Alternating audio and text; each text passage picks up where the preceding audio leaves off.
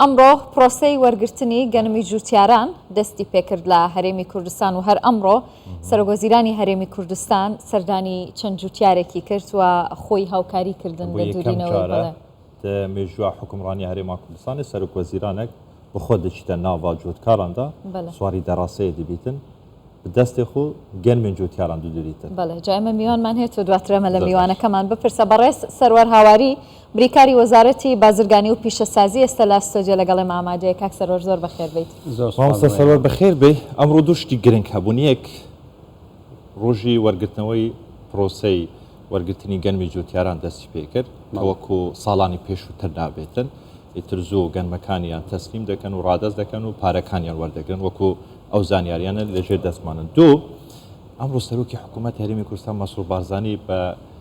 مێژووی حکومڕانی هەرێمی کوردستان یەکەم جارە سەرۆکوەزیرانێک دەچێتن لەگەڵ جوتیاران و دەچێتە ناو پەرێزەکان و گەنم دەدوریت و سواری دەڕاستە دەبێت. ئەمە تا چەند گرنگی خۆی هەیە بۆ جوتیاران بۆ هاندانێک بۆ ئەوەی جوتیار زیاتر گرنگی بە بەرهەمی ناوخۆیی بداتن. زۆر سپاس. طبعا ئەگەر بگەڕێنەوە بۆ کارنامەی کابینەی نوێی حکوومەتی هەرێمی کوردستان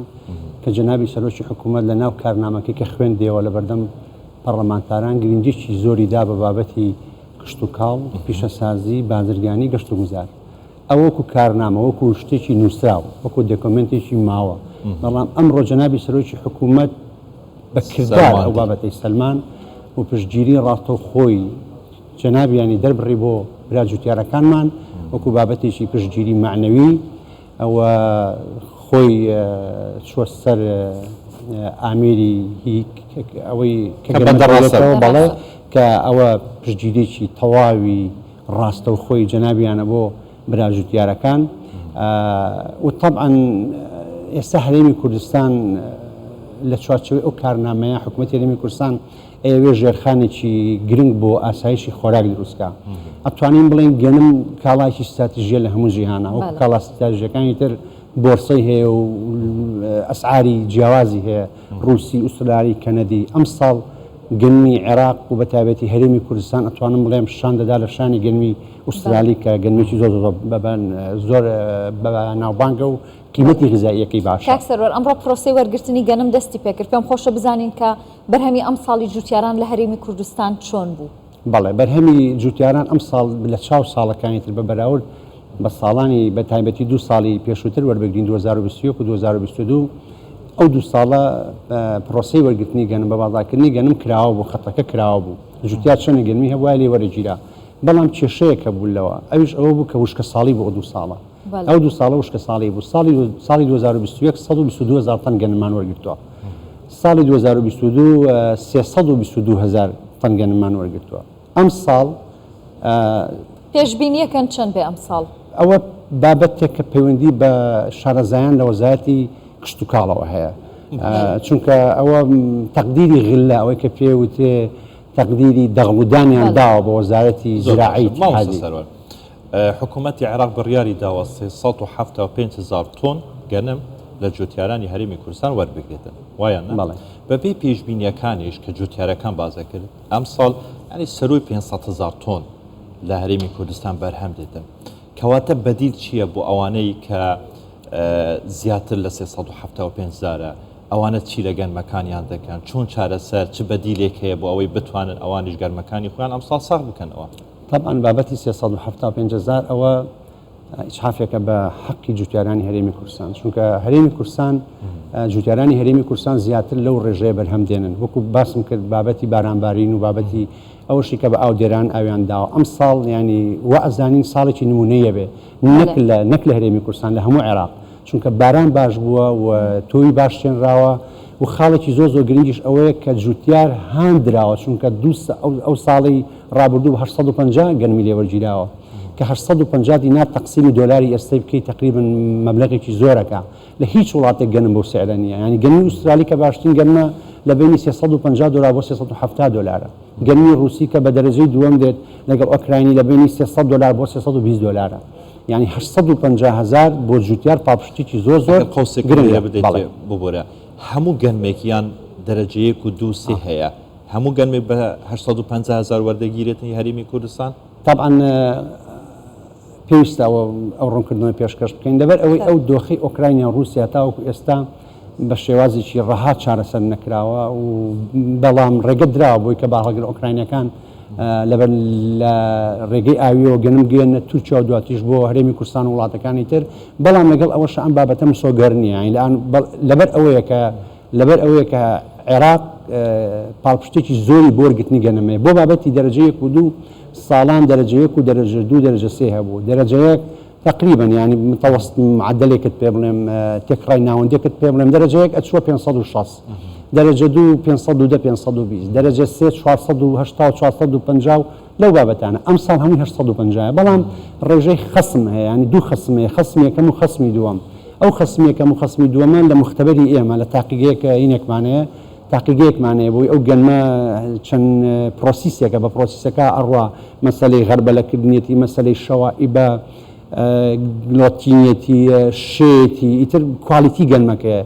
لەوێ خەسمێکی یەک لەگەڵ خەسمێکی دوو دانراوە ئەگەر گەنمەکە زۆر خاوێن بێ ئەوە بە 830 تا 135 وەرەگیرێ ئەگەر خەسمی دوو بێ بە 120 وەرەگیرێ یعنی 850کە بزەبەت نادرێتە جوتیات چونکە هەندێک بابەتی تێچووی کارژێڕی و مکافعاتی مۆزەفین و بۆ هەموو کوردستان و عێراق هەموو یەکشت ئەوە لەوەیانە ئێمە هیچ جیاوازێکمانی ئەوەی کە جیاوازیمانەیە ئەو 375,000 تەنەیە کە بۆ ئێمەیان داناوە کە نەدەبووە بێ چونکە عێراق بەپێی خطەی زراعی خۆی ئەبێ ئەم ساڵ 4 ملیۆن تەن گەنم وەربگرێت کە عێراق ساڵانە پێویستی بە 4 ملیۆن و 600,000 تەن گەنم هەیە ئەکەواتە بۆچی ئەو بڕە لە هەرێمی کوردستان وەرەگرێت پاساوێکی هەر تو هەشتێک ئەڵێ دەبێت تۆ دیکۆمنتت هەبێ بێ بە دیکۆمنت قسە بکەی بۆ نمونە ینی باسە بە هەندێک شت کراوە کە دیکۆمنتێک نەکراوەتە ڕوویان هیچ دەرفەتێک هەیە بۆ ئەوەی کە بتوانن ئەو بڕە زیاتر بکەن ئێوە هیچ هەوڵێکتان ناوە بۆ ئەوە بەتەکید هەڵدراوە زیاتر بێت جەنابی سەرۆکی حکوومەت ڕاستەوخۆ لەگەڵ مەجلیسی وزاری بۆ ئیقتصاد جەنابیان لە خەتە کە پێویستە جوتیارانی هەرێمی کوردستان بێبەش نەکەن وەکو جوتیارەکانی تری خوارو ناوەڕاست خۆی خاڵێکێ پێویستە بیزانین بابەتێکی حسابی زۆر ئاسانە عێراق بڕیاری داوە 4 ملیۆن تەن گەنم وەربگرێت 4 ملیۆن تەن زەربی 12.67 حسەکەی هەرێمی کوردستانی بکەن لە نەفقاتی حاکیمە هەرێمی کوردستانە بێ بەلایانی کەمەوە 504 تا 506,000 تەن گەنم وەربگرێت ئێمە ئێستا 375,000 تەن گەنممان بۆ دانراوە بەڵام هەوڵەکانی جەنابی سەرۆکی حکوومەت لەگەڵ بەڕێز کاک فواد حسێن و مەجلیسی اقتصادی وزاری لە عێراق بەردەوامە کە ئەو ڕێژەیە زیاد بکرێت و ئێمە هەوڵەکانی هی جەنابیمان وەرگرتوێتەوە چتیمانەتەوە کە ئێمە کۆبنەوەمان لەگەڵ وەزارەتی بازرگانی عێراق بووە کە ئەمڕۆ دەنگۆی ئەوە هەیە کە ئەو ڕێژەیە بۆ ئێمە زیاد باشە مامۆستا سەروەر لە ساڵانی ڕابردوو وەرگرتنی گەنم یاخۆت فرۆشتنی گەنم لەلایەن جوتیارانی هەرێمی کوردستان پرۆسەیەکی زۆر زەحمەت بوو بارهەلگرەکان بە دەهان شەو ڕۆژ لە سڕەدا ڕادەوەستا وەرگرتنی پارەکانیان زۆرجار بە ساڵ چاوەڕێیان دەکرد تا چەکەکانیان دەبوونە پارە ئاسانکاریەکانی حکوومەت هەرێمی کوردستان ئەم ساڵ بۆ جوتیاران چین پارە بەردەستە ئایا وەکو ساڵانی ڕابردوو لە سرە ڕادەوەستن ئەم کێشانە چارەسەر کراون طبعا ئێمە لیژنەیەک بە ئەمری دیوانی ژمارە 57 لە بەغداد چونکە لیژنەی باڵای ئەوەی کە تەقدیری غلە ئەکا لە وەزارەتی زراعەیە بەڕێز وەزیری زراعەی حکوومەتی فیدراڵ سەرۆکی لیژنەکەی بەڵام ئێمە نوێنەرمانەیە وەزارەتی بازرگایی نوێنەری هەیە کاک نازم و وەزارەتی زراعە زێدەخان و لە نوێنەرایەتی حکوومەتی هەرێمی کوردستانیش کاک بەختیار ئەم سێ بەڕێزە هەوڵێکی زۆر بێپەروایان داوە بۆ ئەوەی کە هەرێمی کوردستانی شۆک و جوتیارەکانی تر لە باشوور و لە ناوەڕاست بێبەش نەکرێن بەڵێ ئاسانکاری کراوە لەو ئەمری دیوانیە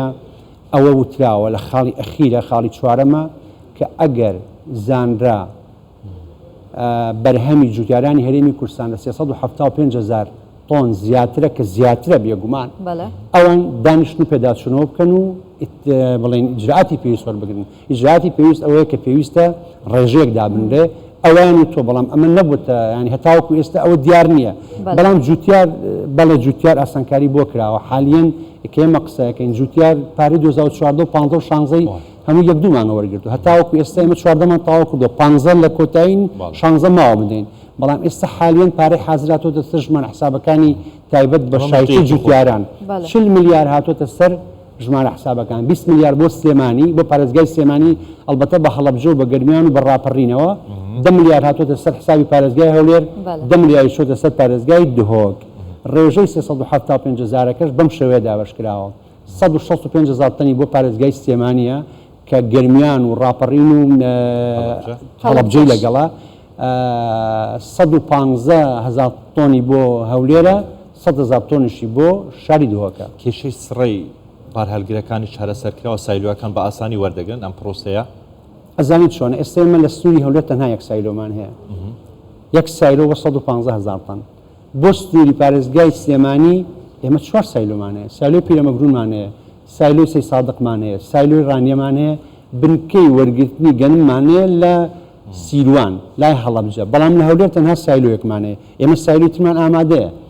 ئامادەیە بیخینە کار سایلۆی قوشتەپەمانەیە کە توانای کۆگاکردنی 40,000 تەنیە باوەشت پێ بڵێم هەرێمی کوردستان لە ئێستادا بە سایلۆکانی بە پەنکەرەکانی بە کۆگا ئامادەکراوەکانی توانای کۆگاگرتنی 1 ملیۆن تەن گەنممانەیە واتە ملیۆنێک تەن ئێمە توانین کۆگا بکەین ئەوەش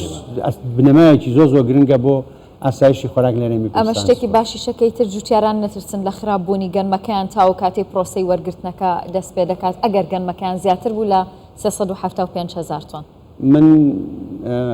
دڵخۆشم ینی گەشتبینم بەوەی کە 375,000 تەن زیاد بکرێت زۆر سپاس بەڕێز سەروەر هاواری بریکاری وەزارەتی بازرگانی و پیشەسازی زۆر سپاس کە لەگەڵ باز بۆ دیدارەکەتان زۆر بشت